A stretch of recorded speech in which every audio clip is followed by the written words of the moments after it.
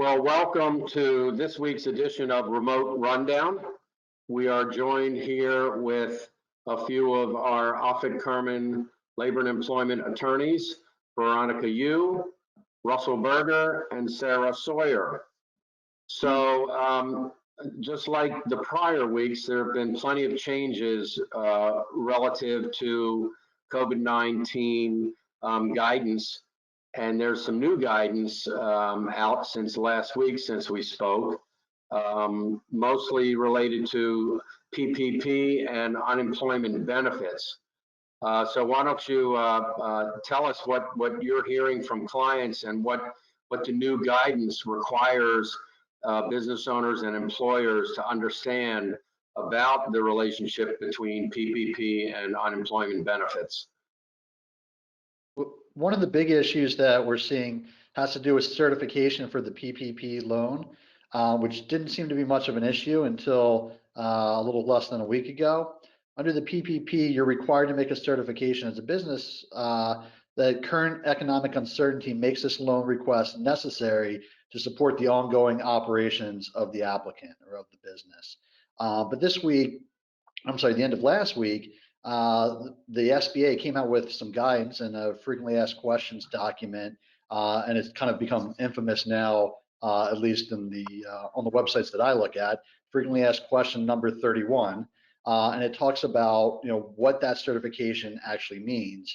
And what I've learned from that is that if you are a publicly traded company and you're well capitalized, you probably aren't able to make that certification. But I think it leaves a lot of uncertainty with respect to small and medium-sized businesses and not businesses that are publicly traded or backed by venture capital. Yeah, it's leaving a lot of businesses. I know I've gotten a lot of calls from clients this week regarding PPP and regarding that rule, the infamous rule, or the question, I should say. And a lot of questions about what they need to be doing to try to document and prove that they had uncertainty, and are starting to already, if they've already gotten money, try to like backtrack and start documenting some of the financial uncertainty that they have as far as contracts that aren't coming through, payments that they're not receiving. But I know it's been really a big challenge for especially small businesses who the uncertainty is still uncertain. It's still, they don't know what contracts are going to come through in the next couple of weeks or not come through, if they're going to get paid, what their accounts receivables are going to be. So it's really left them in a tough situation of trying to figure out what this means for them, and something that's been meant to add guidance and help, I think, has left people even more uncertain.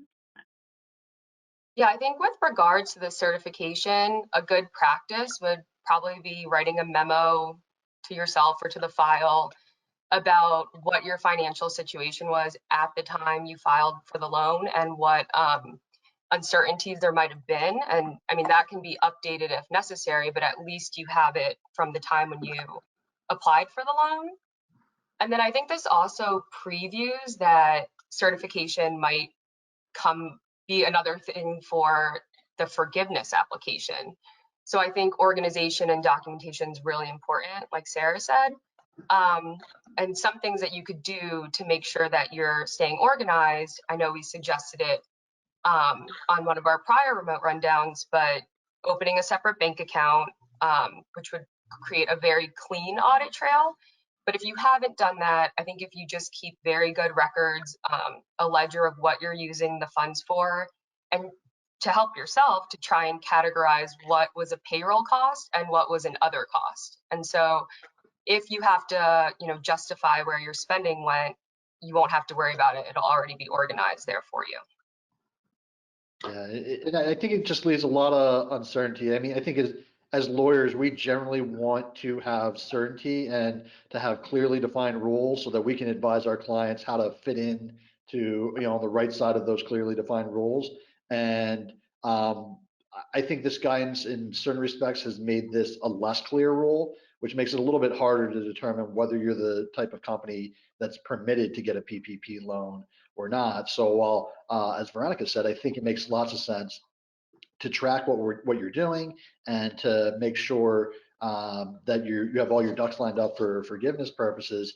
Just that threshold question, is going to be a hard thing to assess, and it's hard to know exactly where those lines are right now.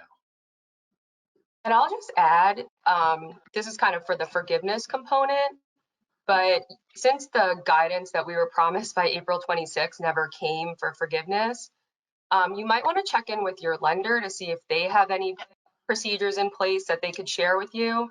But you should be aware that the lender may change by the time you apply for forgiveness.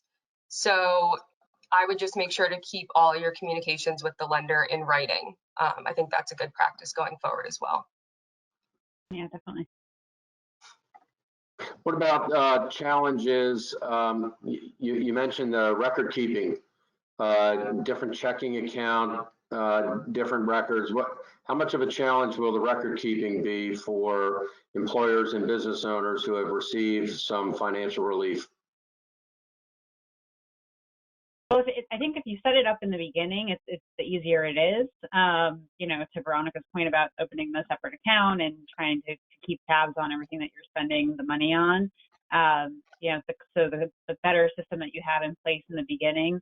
Also, the sooner you start considering if you might be a business that might be audited down the road in regard to whether you actually needed the loan, the sooner you start looking at putting together documentation and documenting that uncertainty, the better, because, as time passes, it becomes more difficult to keep documents, and you don't want to be in a position where you're trying to find the message from your lender, or you're trying to find these things, and really just putting a new system in place right from the start to try to document things is the best way to make it as easy as possible.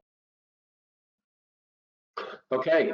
And I was just going to say, you might want to tell your employees, don't throw anything out, or make sure you're retaining all the documents during this 8-week period or whenever your forgiveness period starts. Thank you. How about parting remarks? Start with Sarah. Yeah, so I would say, take as you're starting to take a look at if you're getting funds or you're still applying for funds. There's a new round of funding for PPP that just recently went through, so it's up and running again, and people are applying. So as you're applying, make sure that you're staying up to date on some of these nuanced issues so that you're in the best position possible to get forgiveness, and also really start digging into what that need for the loans was, and making sure that you can document that as you're applying. Russell, parting remarks. Yeah, I would just add on to what we've been discussing and say that while I think the SBA's guidance around PPP certification was not super helpful for business owners, there was guidance that came out this week related to unemployment benefits that I think was more helpful to employers. And really, to summarize it, basically says that if you have jobs and you're ready to bring people back to work, then those individuals should not continue to get unemployment benefits, which has been an issue because we've heard from clients saying, we're having a hard time getting people back because they like this enhanced unemployment benefit that they're getting. So this really gives the employer some weight to help get employees back to work. Yeah, and I would just say, as the PPP loans are starting to be funded and companies are strategizing on how to optimize forgiveness, I think it's also great to consider that maybe total forgiveness or optimal forgiveness might not be in the best interest for your business, and you don't necessarily want to force that.